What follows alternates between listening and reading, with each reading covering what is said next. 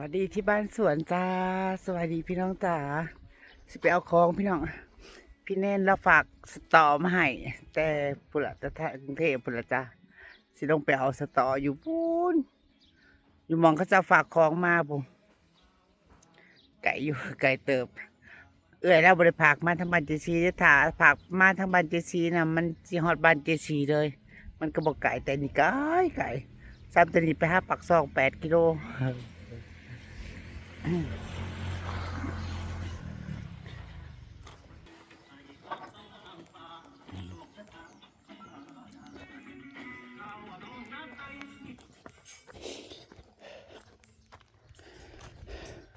มีเอื่อยเฮ้ยเทคาเรียบร้อยแล้วมันเฮ็ดบ่ได้ดอกนะเราว่าให้แก้ประตูเลยทางเขาทั้งนั้นแก้มาทางนี้เราว่าแต่ว่าเขาเทคาเรียบร้อยแล้วมันเทบ่ได้แล้วฮะพ่อใหญ่เด้อหรอมั่งบ่หันน่ะท่อน้ำเสียก็บ่ลงบ่ได้จอลงอ๋อตอนแรกว่าอยากเฮ็ดทางขึ้นมองนี่สิได้เทออกมาทางนี้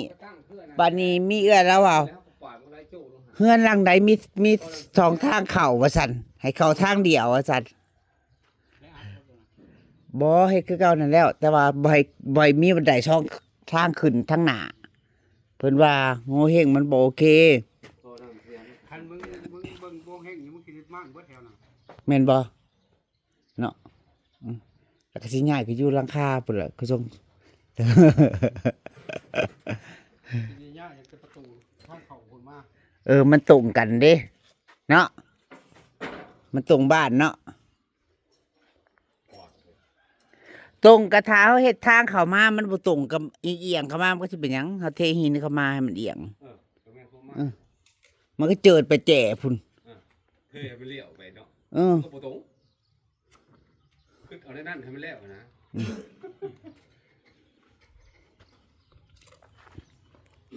คนละลักเลยมีแค่ว่ารับโมเฮงคนละเรื่องจริงๆแล้วมันก็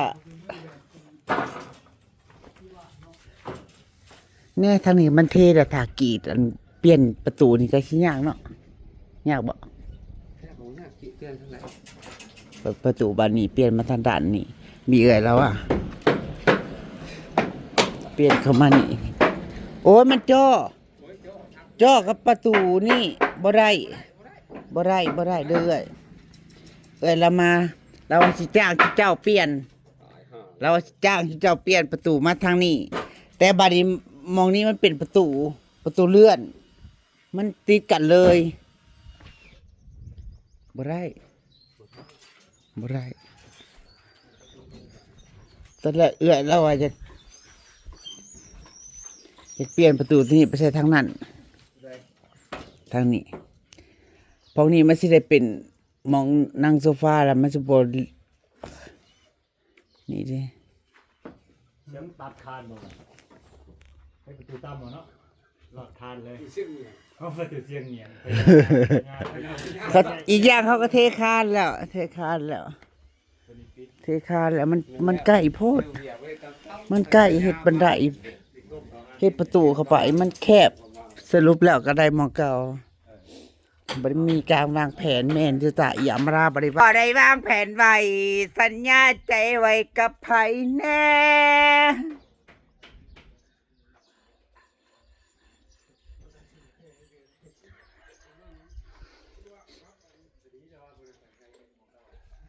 ความคิดของนางเด้อเป็นห้องที่นางอยู่แล้วก็มีห้องน้ำความคิดของนางเลยเปิดประตูออกมาในแบบมันก็มีเปิดประตูออกมาในแบบนี้แหละพี่น้องตามนางเฮ็ดตามแบบแล้วก็สิมีหม่องนางเด่นตรงนี้นางบานตรงนี้แล้วความคิดของนางก็มีบันไดลงไปนี่หน่อยนึงขึ้นลงตรงนี้ก็ได้อะไรว่า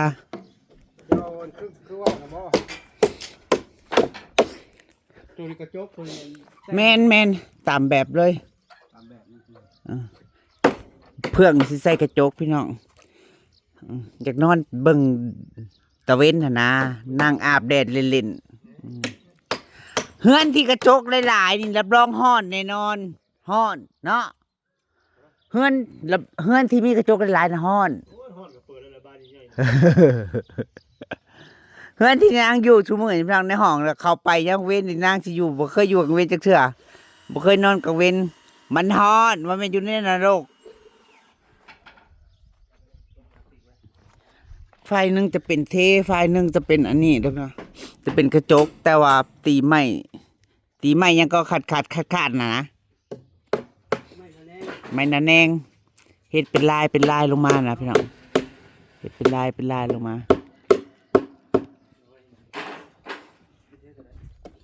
อ้าวที่ประเทศเก่าลงน้องไม่เทียมเขาไม่เทียมมาเลย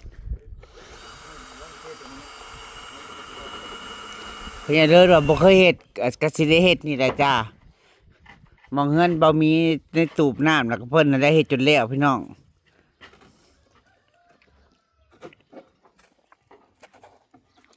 กำลังที่แบบคานประตูเด้อจ้าทางหน้าก็เทคานแล้วเดินว่ามึงจะเว้าถึงโง่เฮงมึงสิได้เปลี่ยนเบิดหลังคานี่แหละมึงสิได้ย้ายเฮือนมึง ออกไปจักเชื่อเฮ็ดออกไปยังประตูห้องน้ำนี่เอ้า มันตรงกันโอ้ยแนวบดีก็แล่นมากเข้าห้องน้ำเลยนะลงสวม ลงสวมมึงเว้าให้เว้ารถเดียวนี่สิได้แก้หรือบ่แก้ตัวนี้ มันตรงกับตัวนี้ ตรงงานตรงนี้สิเนี่ยเอาไปทำให้ตรงกันเสร็จแล้วหวาทำ พวกมันบ่ทันได้เทคานนี่เลยให้มันแก้ยาก นี่ อืม เขาตัดไม่เลยก็งัดกับมันง่ายต้องทำ ใส่ทั้งนี้บ่ซะ ง่าย นี่ ตัดสินใจ นี่พญาเลิศว่ามันตรงกันนี่ มึงสิแก้แล้วมึงแก้ ตอนกูยังบ่เฮ็ดนี่พญาเลิศมานี่ มาพอตรงกันกับห้องน้ำนี่ถ้าเอามาไว้ด้านนี่สิโอเคนี่ แบบห้องโถงแล้วหมู่คนยันกี่ขั้นออกห้องน้ำข้างนอกกับเขานี้นี่ย่างเข้ามานี่กับเข้ามานี้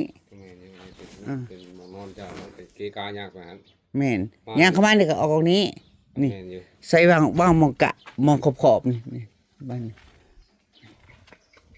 เอาค่าแก้ ก็มี อ มันงานมันแล้วไปเนี่ย มันก็มีแก้มีแต่งไหมก็มันบ่ทันลายอยู่เทคานหรือเปล่ามันตัดเล็ก อันใดโบเคกออกความคิดความเห็นว่าของบริวางแผนเฮ้ย แต่มาเข้านี้มันก็คือนั่นนี่ บ่แม่นบ่มีสมองดอกฉันสิเฮ็ดมาฮอดจุดนี้แบบสมองปุบปับอันนี้แม่นมันต้องคิดอีหยังหลายๆอย่างคิดดีๆมันต้องไล่เรียงเบิ่งเด้ว่าตรงใดเป๊ะ ออกไปเลยเพื่อมันอยู่ในหูมันเขากับบริวารทั้งงูเฮงเนาะว่าทั้งวิศวะเขาเช็คนั่นมัน ก็ให้ตามแบบมันก็เนาะนี่แต่ว่ามันเป็นโซนข้างหลังครัวเด้แต่มันตรงกัน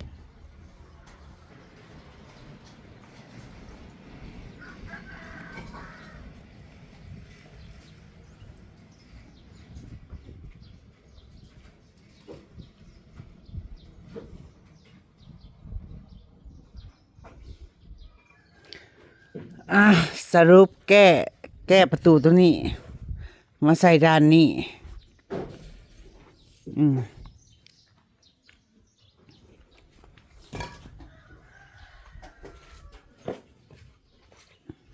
หลายคนก็ยังสิถามตรงนี้มันคืออหย่างนี่เด้อทางเข้ามาเจิดปะนี่ยังเบรกไปก่อนยังบริว่าอหย่างเพราะว่าในเฮือนก็เสร็จครัวข้างนอกเลยพี่น้อง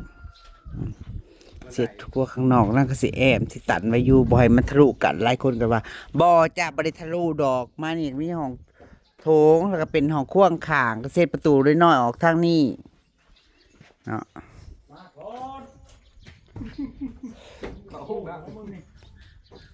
สรุปมีงานแก้อีกแล้วพี่น้องห้องนี้แก้นะประตูทางเข้ามาใส่ด้านนี้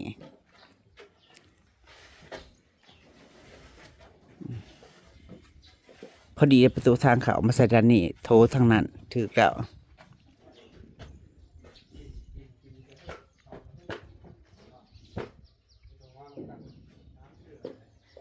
มาหาทางนี้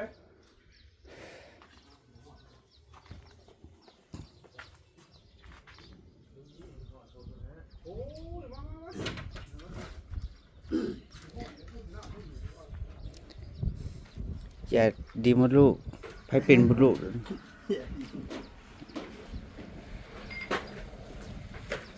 ตั้งเด้อล่มตุ้มนะ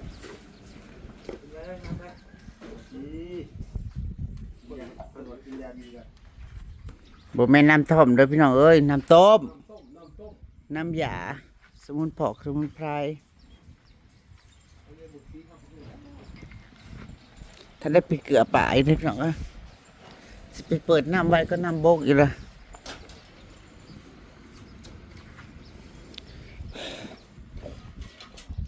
แซ่บเสร็จแล้ว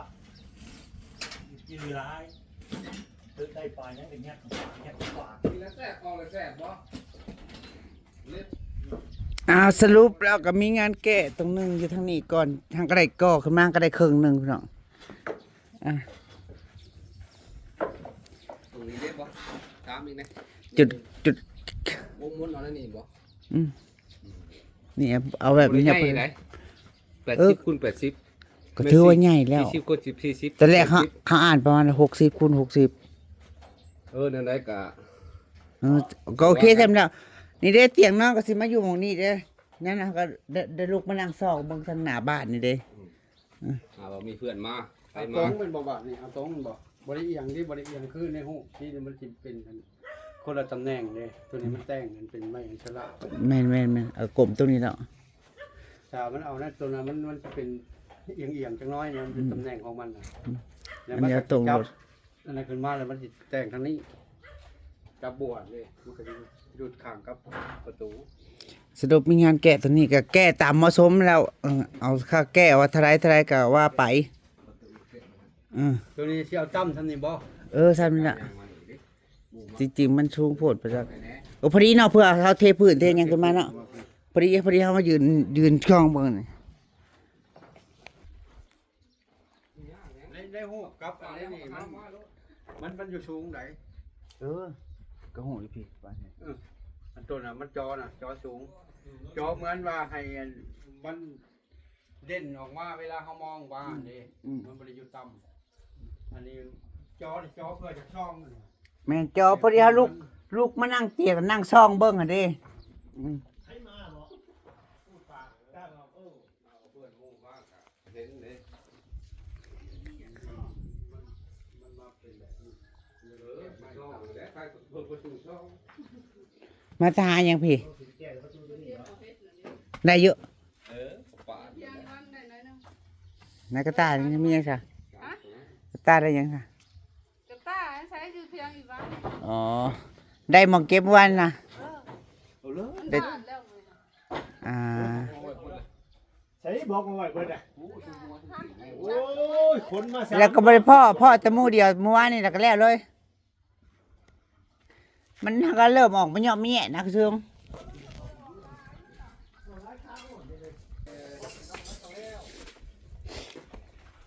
ไปเลื่อนกระท่วงจุดก่อขึ้นมาครึ่งหนึงเลย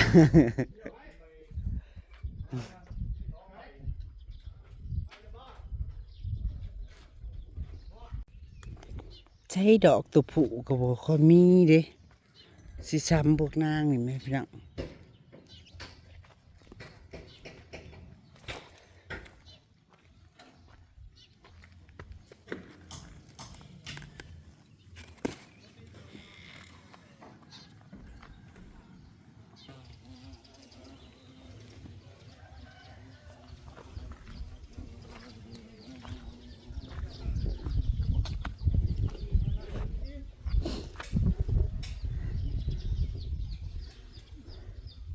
เสื้อผ้าอย่างสีเขียวมาคุมกว่า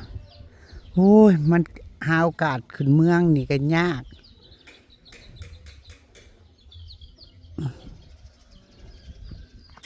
หักกระลุกก่อนอึดอัดยิดยาดอยู่นี่แหละปั๊มเปื้อเบอร์บ่า เมื่อคืนก็ดึกดื่นมาใส่ปุ๋ยมาเคี้ยมาเคี้ย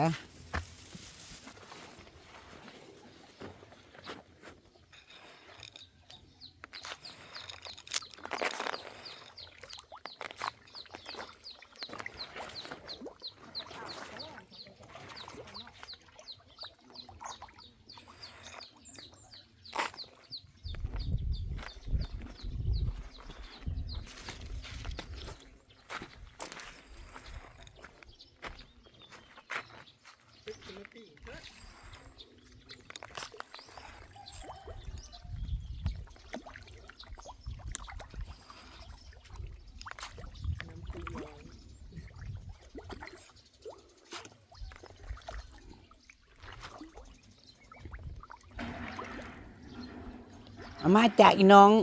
งยวน500ปลานิน ตัวใหญ่เยอะ ใหญ่ด้วยนะโอ้พี่เองเลย ชำนี้เติมน้ำมันเรียกเดือน บ้าน2 ขีด 3 ขีด เรียก ได้นะได้นะจักมหมเดือน3-4 เดือน3 เดือน ปลาของเฮานะก็ได้เดือนนึง มันไข่แล้วมีลูกแล้วนะน้องอีวันนั่น โมเป็นมันครับ เขามาอยู่สร้างไหม มา มีอยู่กระปิบที่จะซื้อไก่มัน ชื่อมันแล้ว มันสิกินป่า โอ้ยมันจะไปตึกยามันบ่ได้ ป่าอีล่าเชียวมา2 โต ปลาอย่าง ป่าใหญ่ นี่ได้กินปลาอย่าง ลาบบ่ลาบซอยเธอไปเบิ่งมันขึ้นถ้าบ่มีไก่หวะ เออ สิลงไปเอาของเลยสิไปเอาลงสตอ FC ผักสตอมาให้แล้วก็สิเวท เอา แวะ ตาม ซื้ นั้น อ เลยจ้ะ คันบ่มีเฮาก็กินปลาหั่นนี่คันบ่มีเฮากินปลา เอาตามนั้นแหละ ลาบซอย จะมีไก่แต่มันเฮาก็เอาเตาลงไปในกระปิดแต่นก็ได้อัดไว้ เนาะแม่นแล้วก็ห้อยลงนั่น เฮ็ด เด้ ไก่อบโอ่ง เฮ็ดไก่อบโอ่งบ่ยากแม่เฮ็ดไก่อบโอ่งนี่จัก2 ไก่ โต อบปิด พอสิเลี้ยง สร้างเพิ่นจบงานแล้วพี่น้องจบในระยะหนึ่งหรือขั้นตอนหนึ่งขั้นตอนหน้าค่อยว่าไม่เห็นดิอันนี้ก็มีงานแก้อีกให้เขาแก้หน้าห้องน้ำประตูทางเข้าห้องน้ำมันตรงกันกับทางนั้น อ๋อบ าดสิง่ายไม่อยู่ทางฝั่งพี่ ไม่ง่ายทางเขาทางพี่ เออ แล้วมีเอื้ออยู่อัน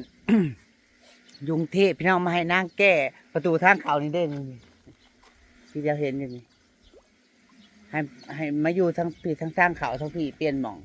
บัดนี้เขาเทคานแล้วมันขีดยากที่บัดนี้ มันเปลี่ยนบ่ได้ ประตูทางเขานี่ นี่ตัวเฮาเดียวเห็นนี่ห้องนี่ห้องนี่ ของทง มาใส่ฝั่งพี่มาใส่ห้องโถงทั้งฝั่งทั้งตั้งขึ้นพี่ แล้วมันบ่ได้เขาเทคานแล้ว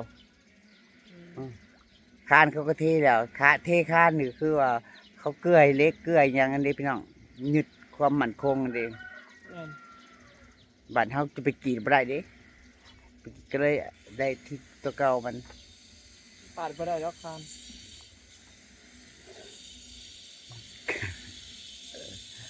จริงๆแล้วเฮ้ยบ่ได้วางแผนไว้พี่น้อง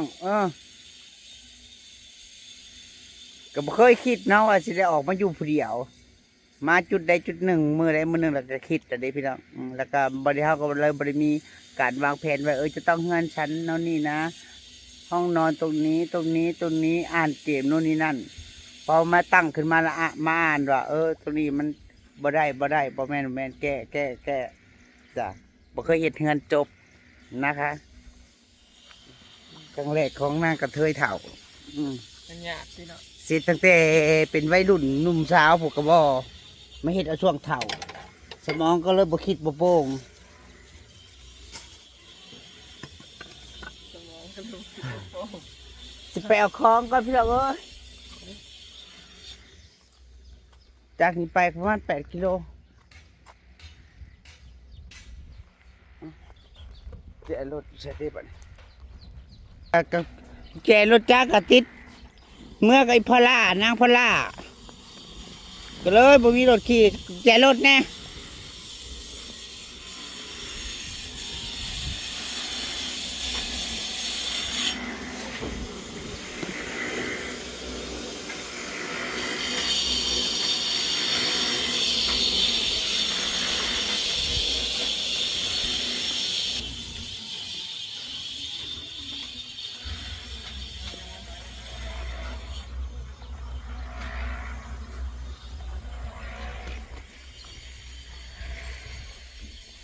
ลูกกับของกับเราเป็นการที่ญาตินี่แหละที่งานเราผักสตอมาให้กินสารสมิจ้าสวัสดีค่ะขอบคุณทุกคอมเมนต์ขอบคุณทุกกำลังใจขอบคุณทุกคำแนะนำเลยเจ้าโดยสวัสดี